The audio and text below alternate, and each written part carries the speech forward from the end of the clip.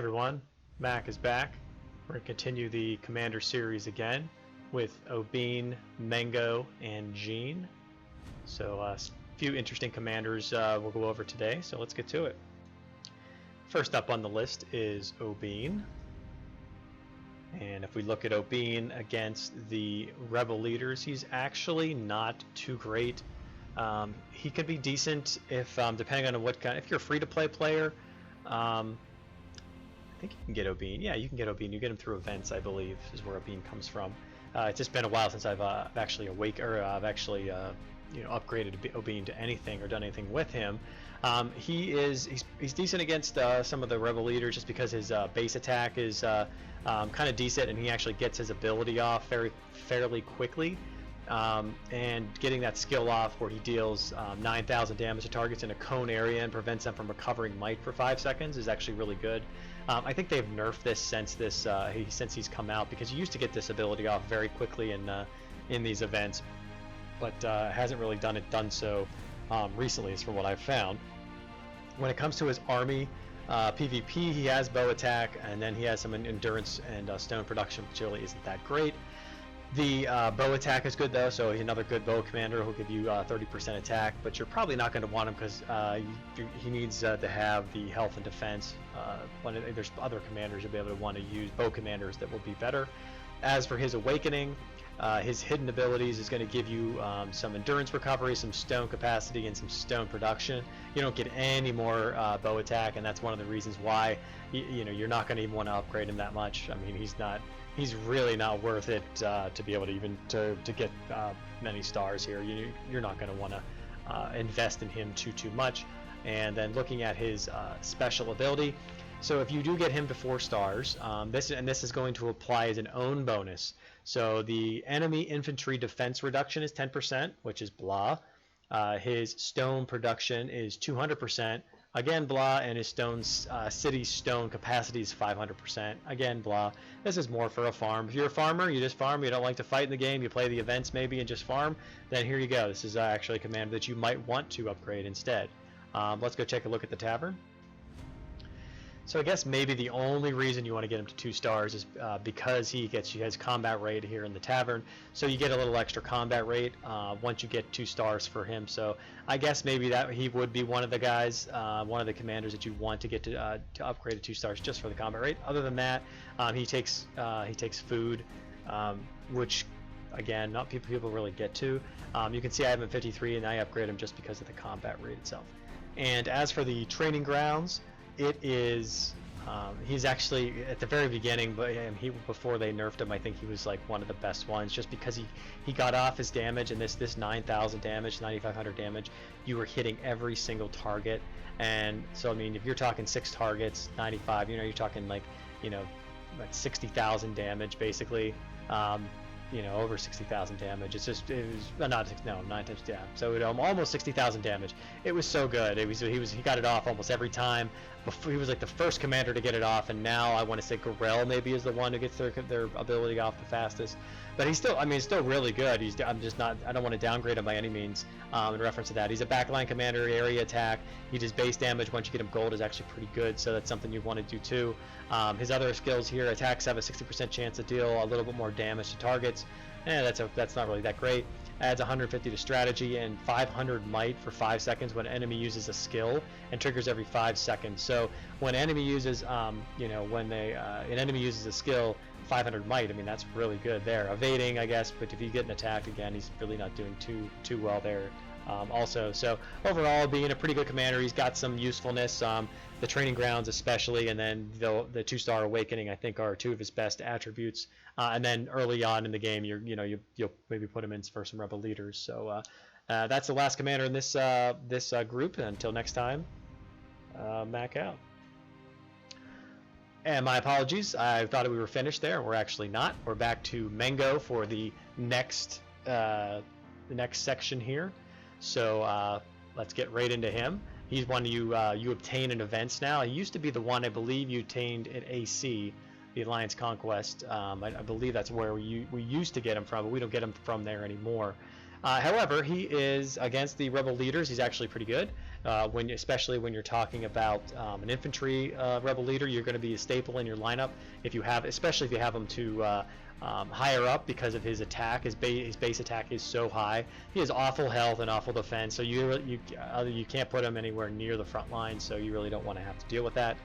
As for his army, he does cav attack and cav defense, so he's actually good for a cav front line or even a cav back line, depending on how you're looking at that, how you're rearranging your army. And since he doesn't have Awakening, obviously we're not going to go there, but we'll go to the Tavern. And Mengo here in the Cavern has 1 star for leadership and 3 for combat rate and 4 for command, so they're all the battle ones that you like. So that's not too bad. The leadership, of course, 1 star is not really that great, but the other ones 3 and 4 isn't too bad. He does take weapons, and weapons are kind of, for Arya and for Robb Stark, so those are the 2 that you're really going to be putting the weapons into. But yeah, I mean, you're obviously going to increase Mengo as well because of his what you're going to get in the Tavern.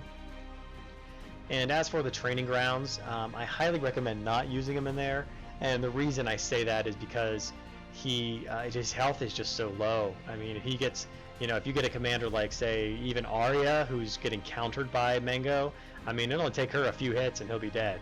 Like, it really won't take too long, and if she gets her ability off, she'll kill him in 1 hit. I mean, it won't really take too long. So, as much as he is, it's nice to have him for his high base attack, and then even his skills here is Gallop Away. He deals almost 8,000 damage to targets, reducing their defense. If their health is less than 50%, that's really not that great. Every enemy killed adds 706 to attack for 15 seconds, stacks up to 3 times, so you can get 2,000 extra attack on there. That's not too bad. It lasts for 15 seconds, which is a considerable amount of time, but still not something that's too great. Mengo once sworn an oath, the blood, a CC call restores 150 might whenever an ally uses a skill and adds that to defense. Yeah, really not that great. The 200 prowess is pretty good though. Adding 200 prowess, that's what actually goes to attack, so that's not too bad either. So there's some good, this Greatest Stallion's Blessing is a pretty good one. The Gallop Away special skill is not really that great, and the other 2 are kind of mediocre. So he has more of a specialty type with talking about like rebel leaders and maybe one of your armies as well.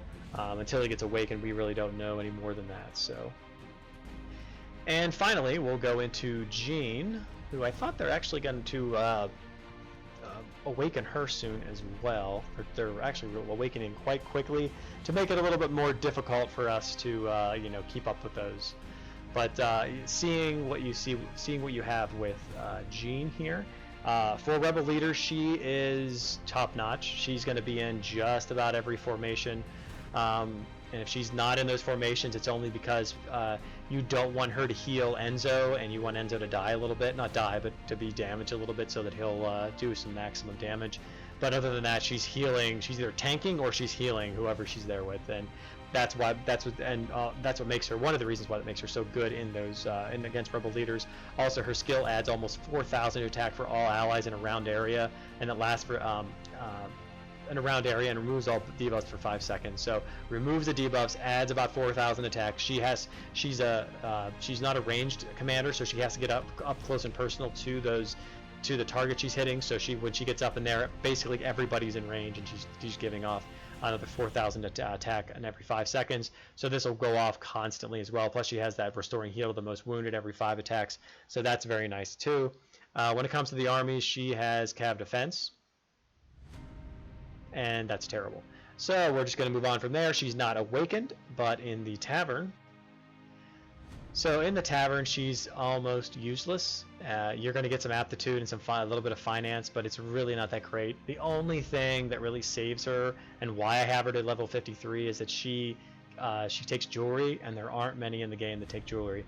The main one that takes jewelry that I'm trying to, well, actually I think Ray does. There you go. Yes, she does. She does. It loves accessories. So if you can get Ray to gold, then that's where I would be spending my jewelry. And as for the other one is Sabrina. You can see Sabrina has both combat and leadership as well. So if you have her up there too, I don't think she takes. No, she likes a meal. So those are the 2 that I'm waiting to spend on once I get them to gold. But Jeane is she's just not really that good worth for anything here. So I would avoid that. And you would think that that Jeane would be good in the training grounds, just like she is with how excellent she is with rebel leaders. However, that is not the case. She can tank a little bit. You could put her in the back line if you wanted to, but she'll die very quickly. She doesn't help the abilities of your commanders that enough to be able to use her. You could put her in maybe a more specific formation, and you might be able to get some value out of her if there's a good blessing on for that maybe buffs her. Buffs her skills here or something like that, because she only has 33,000, so she's a support healing, which does make sense. As for her skills, we talked about the Mesmerize, this is one of the excellent skills. The Redemption, again, an excellent skill that's being used very well for the rebel leaders. This one here, and this any debuff received will remove all debuffs and restore some health, and it triggers once every 10 seconds. So if she ever gets a debuff, she actually gets more health, and it triggers once every 10 seconds, so it'll continue again. And then she adds strategy to all of her allies, so that's also very good too. So, she has some, actually her skills are actually not too bad when it comes to different things, but she's very specific in what you can use her for. When she's awakened, I'm not really sure how well she's gonna do, but yeah, that's about it. So now I'm going to say until next time, Mac out.